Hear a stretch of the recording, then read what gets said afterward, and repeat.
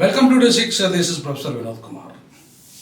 ఇవాళ నరేంద్ర మోడీ గారి ప్రభుత్వం వికసిత భారత్ పేరుతో 11 ఏళ్ల పరిపాలన పూర్తి చేసుకుంది.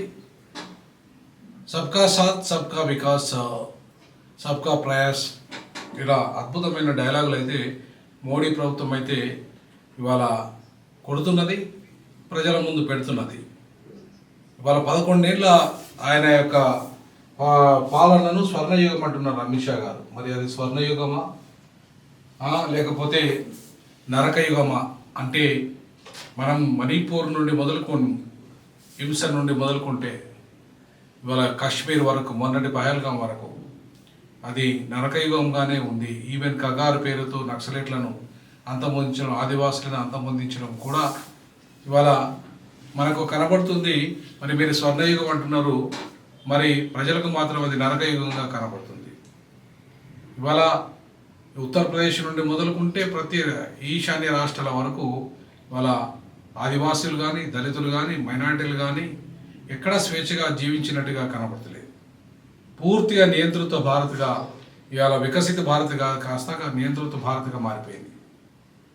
ఇలా స్వర్ణయుగం కాస్త నరకయుగంగా మారిపోయింది. మరి అట్లాంటి సిచ్యువేషన్స్లో 11 ఏళ్ల వికసిత భారత్లో అనేక 11 కీలకమైన అంశాలు ఇవాళ మనం చర్చించుకుంటే, ముఖ్యంగా హింస అనేది, మతహింస అనేది, కులహింస అనేది, రాజ్యహింస అనేది ఇవాళ విపరీతంగా పెరిగిపోయింది అనడానికి మనం చెప్తున్న ఆధారాలు పక్కన పెట్టండి. ఇవాళ crime bureau of Indian reports చెప్తున్నాయి, దళితులు, ఆదివాసీలు, మైనార్టీల మీద బీజేపీ ప్రభుత్వం వచ్చిన తర్వాత 27% విపరీతమైన దాడులు పెరిగిపోయినాయి. గత ప్రభుత్వం కంటే, కాంగ్రెస్ కంటే కూడా అది డబుల్ అయింది. 67%గా అది పెరిగిపోయిందని చెప్పి ఇవాళ మనకు లెక్కలు, గణాంకాలు వివరిస్తున్నాయి. సో కనీసం ప్రధానమంత్రి నరేంద్ర మోడీ గారు అక్కడికి వెళ్ళి మణిపూర్ మండల్ని ఆర్పినట్టు కానీ, లేదంటే మణిపూర్లో బీజేపీ ప్రభుత్వాన్ని కరెక్ట్గా మందలించినట్టు కానీ, లేదా మణిపూర్ ప్రజలకు భరోసా ఇచ్చినట్టు కానీ మనకు ఎక్కడ కూడా కనిపించదు. సో ఇంతటి దుర్మార్గం జరుగుతూ ఉంటే ఇలా 11 ఏళ్ళు స్వర్ణయుగం అంటున్నారు అమిత్ షా గారు. మరి దాన్ని ఎట్లా స్వర్ణయుగం అంటాలో, మరి అది నరకయుగమా స్వర్ణయుగమా తేల్చాల్సింది ఇవాళ మోడీ ప్రభుత్వం. ఎందుకంటే భారత్ ఫస్ట్ అంటూ, ఇండియా ఫస్ట్, ఎవరికైనా అమెరికా ఫస్ట్, అమెరికన్స్కి అమెరికా ఫస్ట్, ఇండియన్స్కి ఇండియా ఫస్ట్. ఇలా మీరు కొత్తగా చెప్పే నినాదం ఏం కాదు ఇది. ఏ దేశంలో పౌరులకైనా అది ఆ దేశం ఫస్టే అనేది ఖచ్చితంగా రాజ్యాంగమే చెప్తుంది. ఇండియా ఫస్ట్ అనేది రాజ్యాంగంలో we the people of India solemnly resolving అనేది ఇండియా ఫస్ట్ అనేది చెప్తుంది. సో కాబట్టి we the people of India అనేది మనం ఫస్ట్ ఇండియా అని చెప్పుకుంటున్నామా, లేదా లాస్ట్ ఇండియా అని చెప్పుకుంటున్నామా?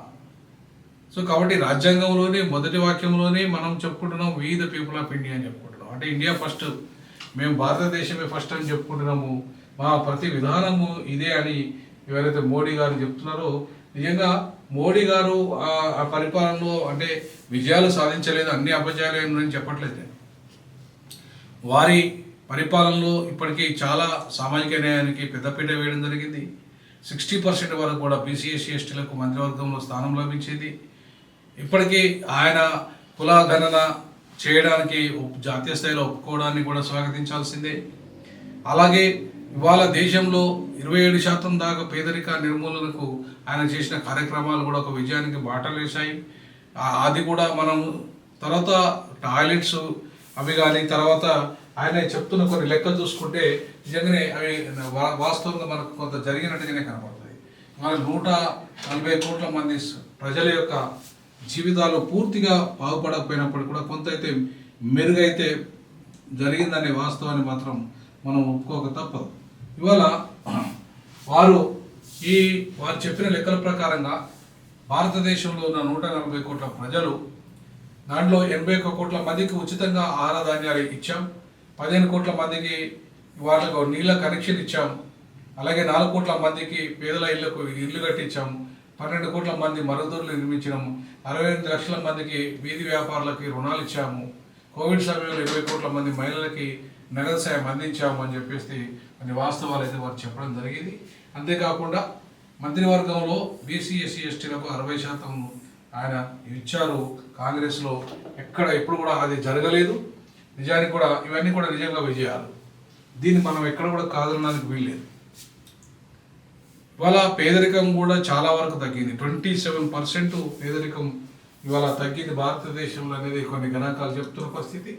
సో కాబట్టి అంటే ఇవాళ ఇంత స్థాయిలో పేదరికానికి నిర్మూలనకు ఈవెన్ గరీబీ హటావో అనే నినాదం కంటే కూడా ఎక్కువ సంఖ్యలో ఇవాళ పేదలకి కొంత విముక్తి లభించిందనేది మనకు గణాంకాల వివరాలు చెప్తున్నాయి. సో ఆ క్రమంలో ఒకవైపు ఆయన అభివృద్ధి జరుగుతున్న క్రమము, లేదంటే సామాజిక న్యాయానికి పెద్దపీట వేసిన క్రమము, కుల జనాభా చేస్తున్న క్రమము, వర్గీకరణకి తోడ్పాటు అందించిన క్రమము, అంతేకాకుండా ఇవాళ రాబోయే రోజుల్లో బీసీ వర్గీకరణ, ఎస్సీ వర్గీకరణ, ఎస్టీ వర్గీకరణ దేశం మొత్తంలో చేసి ప్రభుత్వ ఉద్యోగాలలో విద్యలో అవకాశాలు తీసుకునే క్రమం కావచ్చు, ఇంకా చాలా సామాజిక న్యాయానికి గతంలో కంటే కూడా పెద్దపీట వేసిన క్రమం కావచ్చు.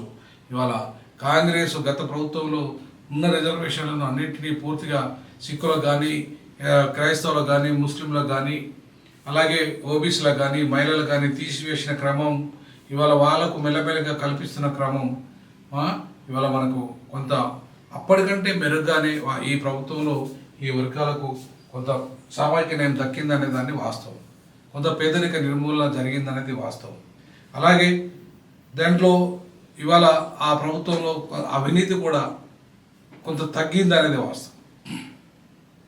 కానీ దానికి భిన్నంగా నియంతృత్వం పెరిగిందనేది, హింస పెరిగిందనేది, మత హింస పెరిగిందనేది, అభద్రత పెరిగిందనేది, మహిళల పట్ల అభద్రత, దళితుల పట్ల, మైనార్టీల పట్ల, మణిపూరు, మారణకాండ, కాశ్మీరు, ఇవాళ ఇంకా ఈ రోజు వరకు కూడా కాశ్మీర్ యాత్రికులకు కూడా భద్రత లేని పరిస్థితి అయితే ఇవాళ స్వర్ణయుగం అనే ఒకవైపు చెప్తున్న క్రమము ఇది నరకయుగంగా మారిందనడానికి అనేక ఉదాహరణలు కూడా మనం చూసాము. ఈవెన్ కోవిడ్ సమయంలో కూడా అనేక మంది పేదలు చనిపోయారు, పేదలకు బాగా బాధితులయ్యారు.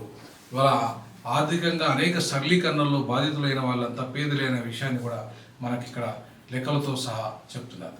అంతేకాకుండా ఇవాళ సమైక్య భారతదేశాన్ని నిర్మించాల్సిన ఇవాళ బీజేపీ నియంతృత్వ భారతం వైపు ఒకే దేశం, ఒకే ఎన్నిక, ఒకే విధానం, ఒకే జాతి, ఒకే భాష, ఒకే ప్రాంతము, ఒకే ఆధిపత్యము, కులాధిపత్యము, ఇవాళ బ్రాహ్మణుల పూర్తి ఆధిపత్యంలో ఈడబ్ల్యూఎస్ పేరు మీద ఇవాళ ఉద్యోగ రంగంలో పూర్తి స్థాయి ఆధిపత్యం వాళ్ళది వచ్చేసింది. రాజకీయ రంగంలో వాళ్ళే ఆధిపత్యం తెలిపారు.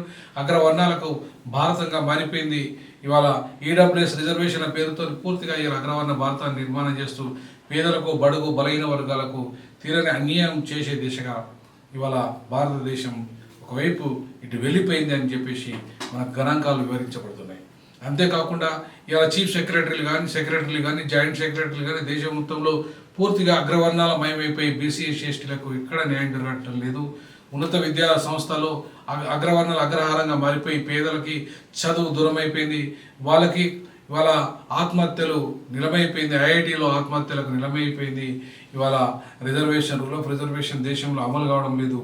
ఇవాళ అనేక ప్రభుత్వ సంస్థలని ప్రైవేట్ పరం అయిపోయి డిస్ఇన్వెస్ట్మెంట్ దిశగా వెళ్ళి ఇవాళ పాకిస్తాన్ బూచీ పేరుతోని, ఇవాళ ఆపరేషన్ సింధూర్ పేరుతోని మత రాజకీయాలకు తెరలేపి ఇవాళ భారతదేశం రాజకీయ లబ్ధి పొందుతున్నదనే విషయాల పట్ల కూడా ఒకవైపు విమర్శ ఉంది.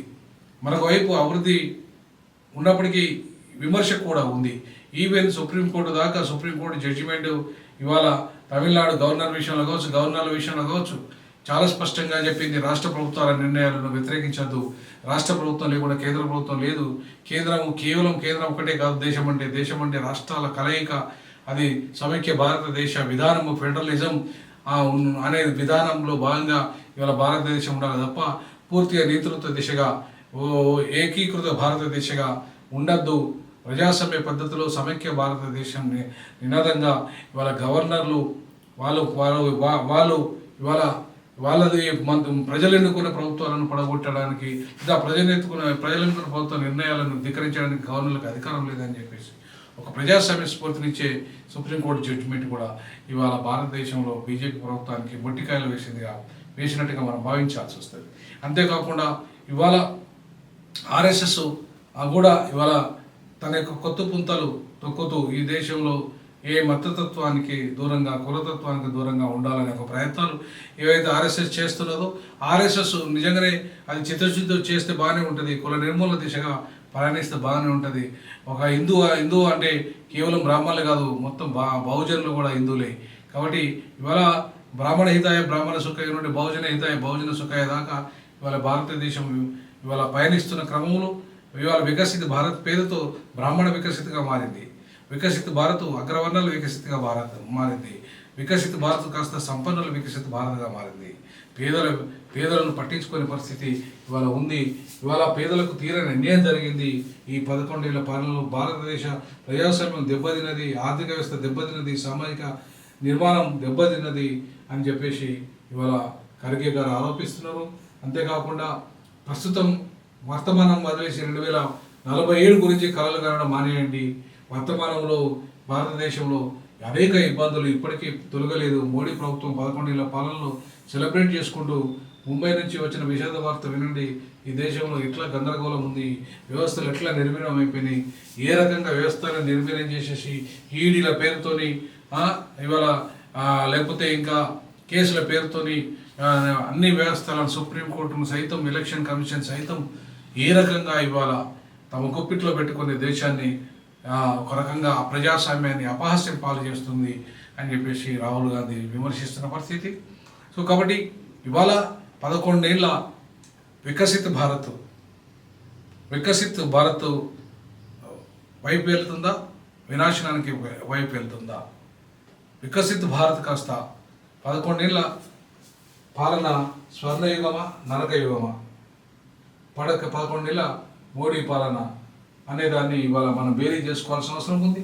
ఖచ్చితంగా యూపీఏలో జరిగిన స్కాములు, విభజన, బుజ్జగింపు రాజకీయాలు ఇవాళ రకరకాల కంటే కూడా 11 ఏళ్ల మోదీ పాలన అనేక విజయాలను సాధించిందని చెప్పేసి బీజేపీ వాదిస్తుంటే 11 ఏళ్ల పాలన మొత్తం అది నరకయుగంగా మారిందని చెప్పేసి ఇవాళ యూపీఏ కూటమి ఇవాళ ఇండియా కూటమి చెప్తుంది.